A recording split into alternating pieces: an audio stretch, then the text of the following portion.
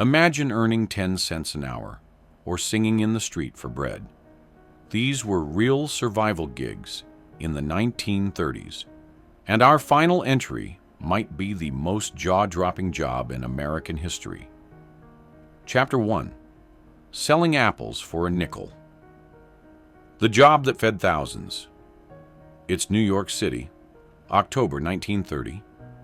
You're standing on a street corner with a wooden crate, a small stack of paper bags, and 72 bright red apples.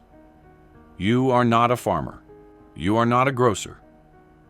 You're one of over 6,000 licensed apple vendors in New York alone, all out-of-work men given away to survive by an unusual alliance between the city and the International Apple Shippers Association. Apples bought wholesale at $2.38 a box, containing roughly 100 apples, were sold at 5 cents each, yielding a profit of about $2 a day if you sold them all. That's barely enough for a room in a flophouse, 50 cents, and 2 simple meals at an automat. But it was dignity, a way to stand tall even if your suit was frayed. Apple selling exploded nationwide, Chicago, Detroit, San Francisco, because it was cheap to set up, required no equipment, and was seen as respectable work compared to begging. But the reality wasn't romantic. Vendors stood for 10 to 12 hours in freezing wind or scorching sun, competing with dozens of others on the same block. Some days you sold 10 apples. Other days, none. A 1931 New York Times article records fights breaking out over prime street corners. In Los Angeles, police occasionally arrested apple sellers for blocking sidewalks. In smaller towns, apple selling became a form of barter. 1 apple for 2 eggs, or a jar of home-canned peaches. And the saddest truth? By 1933, apple selling collapsed. So many men were doing it that supply outstripped demand. But for a few desperate years, those red apples weren't just fruit. They were lifelines. Chapter 2. Day labor paid 10 cents an hour. If you got picked, it's dawn in 1932. You're standing in a crowd of 200 men outside a brickyard in Toledo, Ohio.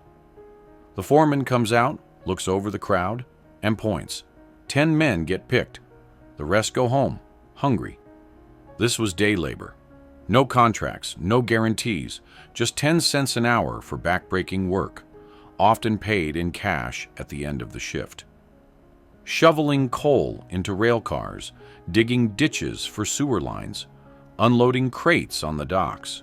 Jobs so physically punishing that you could work yourself sick and still not be picked the next day. In New York City, longshoremen's hiring halls saw lines 3 blocks long. In Chicago's Union stockyards, men fought for shifts shoveling manure for 8 hours straight. In farming towns, day labor meant harvesting onions, picking cotton, or digging irrigation ditches, sometimes for food instead of pay. A 1931 Chicago Tribune story told of one man who worked 14 hours loading bricks for $1.40, then walked 5 miles home because he couldn't afford the trolley. And yet, these jobs were lifelines.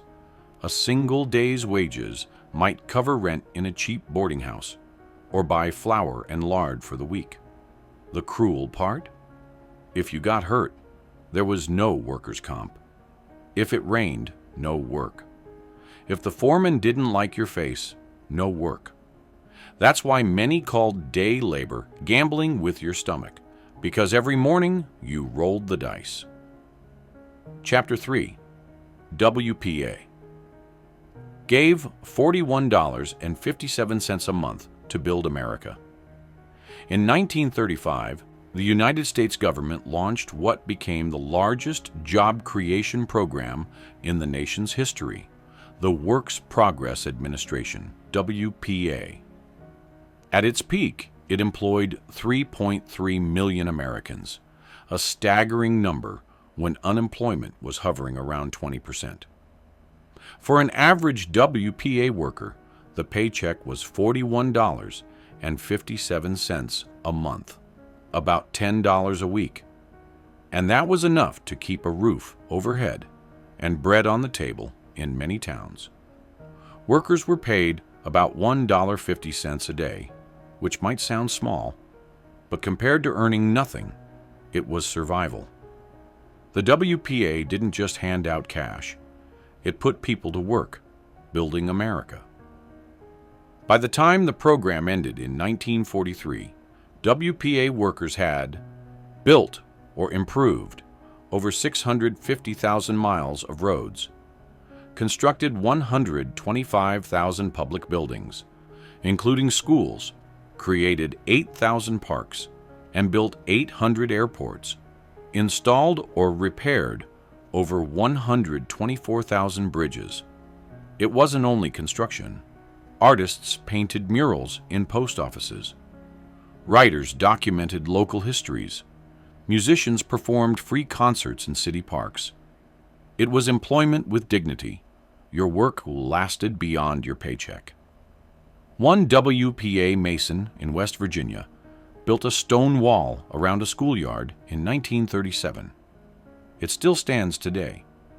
A former WPA school teacher in rural Kansas taught 52 students in a one-room schoolhouse for $80 a month, a fortune compared to most jobs.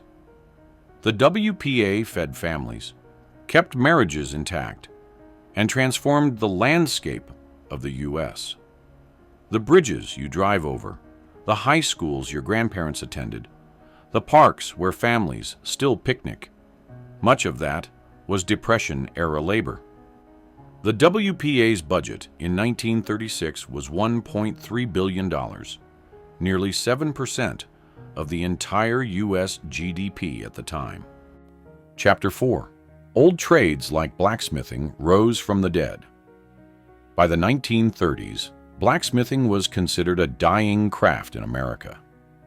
Mass-produced tools, factory-made hinges, and cheap machine parts had nearly erased the neighborhood smithy. But the Great Depression flipped the story. Suddenly, no one could afford to buy new equipment. Farmers who once replaced plow blades every season now needed repairs. And the man with the forge became essential again.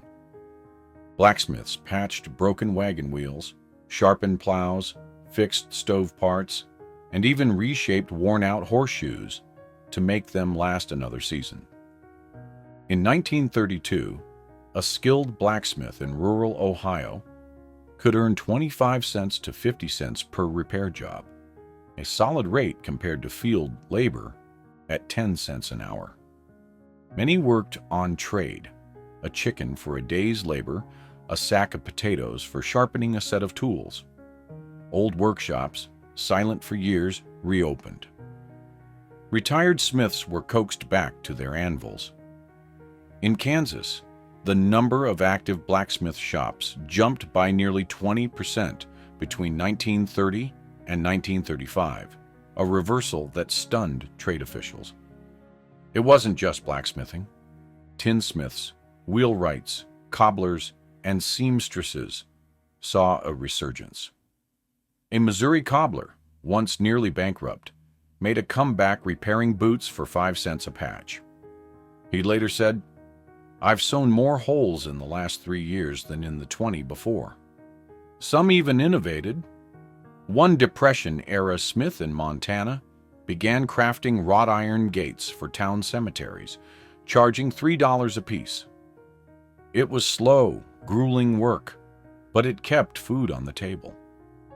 By 1938, rural surveys showed that 40% of farmers repaired more than half their own tools, and often learned from the last blacksmith in town. Chapter 5. Haircuts traded for eggs in a cashless economy. Cash was so scarce in the early 1930s that barter replaced the dollar in thousands of towns. Barbers, once dependent on coins in the till, found themselves being paid in the only currency people still had: food. In Iowa, one haircut could cost 2 fresh eggs. In parts of rural Kentucky, a shave might be traded for a quart of milk. A Depression-era barber from Missouri recalled, "I cut hair for a bushel of corn, a smoked ham, or whatever walked through my door." The economics were brutal. In 1929, an average haircut in a city shop was 25 cents.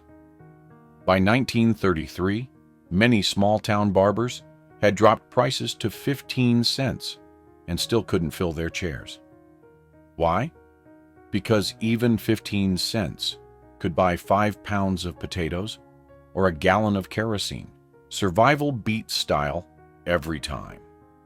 Some barbers doubled as shoe shiners, tailors, or even dentists. Yes, in small towns, barbers sometimes pulled teeth.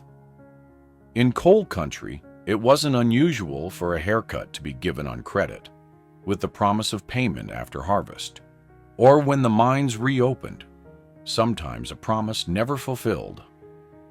Women's hairdressing took an even harder hit.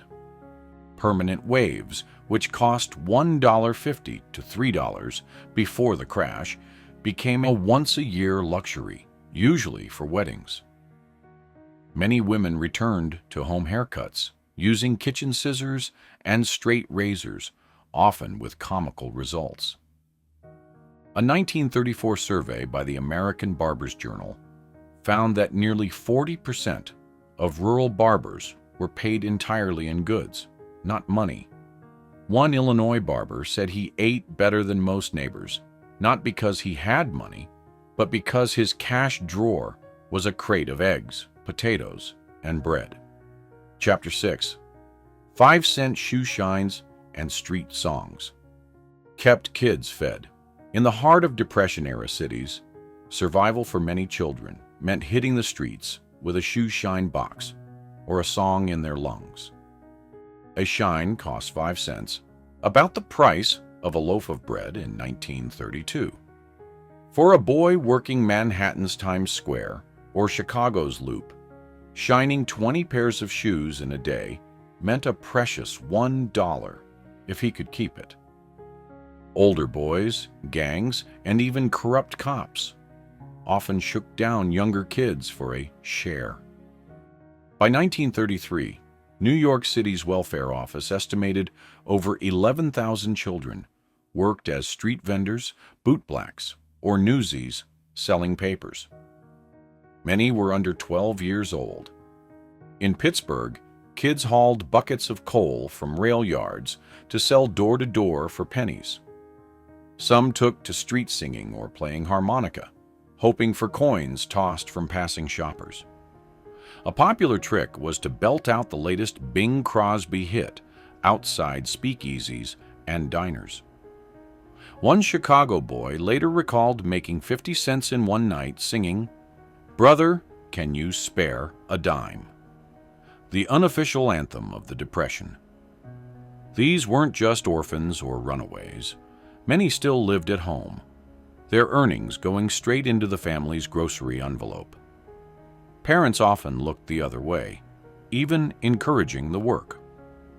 For some families, a child's 15-cent daily take was the difference between supper and going hungry. A 1935 survey of urban child labor found that 1 in 5 children in major U.S. cities contributed financially to the household. For some, their shoe-shine kit or harmonica was the only job security they'd ever know. Chapter 7. Fighting for pennies to sweep streets and clean outhouses. In 1931, unemployment lines snaked for blocks. Jobs, even the most degrading ones, were so scarce that men would literally fight over a broom. Municipalities offered relief work, but pay could be as low as 25 cents an hour, sometimes less than $2 for a day's labor. These weren't skilled positions. They were make-work jobs, meant to keep people busy, sweeping gutters, scrubbing public toilets, hauling garbage, or cleaning out outhouses by hand. In Detroit, city records show over 3,000 men applied for just 500 street sweeping positions in 1932. Fights broke out in the hiring lines. In Philadelphia, one desperate applicant reportedly fainted after standing in freezing rain for 9 hours waiting to be picked. He still didn't get the job. Some assignments were downright humiliating. A 1934 Works Progress Administration WPA report described privy cleaning crews in rural Alabama, where men were paid $1.25 a day to shovel human waste into barrels for disposal. The alternative was starving. Yet even these jobs could be fiercely guarded. In Newark, New Jersey, one group of street sweepers was found working 18-hour shifts without complaint, because the alternative was joining the breadline. In small towns, outhouse cleaners sometimes bartered services for food. One man in Iowa cleaned a privy for a chicken dinner, according to a 1935 Des Moines Register clipping. By 1935, over 8 million Americans were employed through New Deal programs, doing jobs that ranged from road paving to cemetery upkeep, but many were assigned to these lowliest of tasks. For countless families, sweeping streets or cleaning outhouses wasn't just work. It was dignity, salvaged 1 penny at a time. Chapter 8. Jobs taken just to stay alive. When the Great Depression hit its peak in 1933, unemployment sat at 24.9% nationwide. But in some industrial cities like Toledo, Ohio, it soared to nearly 80%. In those places, people didn't hunt for good jobs. They hunted for any job. Some worked as human billboards, wearing sandwich boards and walking city blocks for $1 a day. Others sold rags door to door to paper mills. In Oklahoma, a woman earned 3 cents per pound picking cotton, enough for flour, not enough for shoes. In Chicago, children scavenged coal lumps from rail yards, selling buckets for 5 cents each. In Los Angeles, men lined up at the harbor each morning, hoping to haul fish off boats for a few coins. In rural Mississippi, some women trapped possums and raccoons, selling the pelts for winter coat makers, and eating the meat themselves. Bartering became a job in itself. A Nebraska farmer traded fence repair for dental work. A barber in Kansas kept his family fed by trading haircuts for eggs, butter, or even jars of pickles. Some work was dangerous. Hoover tourists, unemployed men riding freight trains, sometimes took railroad maintenance jobs for food. Many were injured, and some never returned. Others picked through garbage dumps for salvageable scrap metal and glass, selling it by weight. In a 1934 federal survey, 1 in 5 families reported that their main household income came from irregular, informal, or barter work, not wages. These weren't side hustles, they were lifelines. And for millions, the question wasn't, "Do you want this job?" It was, "Do you want to eat tonight?" Thanks for watching. If these Great Depression survival stories amazed you, there's more where that came from. Tap subscribe, like this video, and watch our next one for more unbelievable history you won't find in school.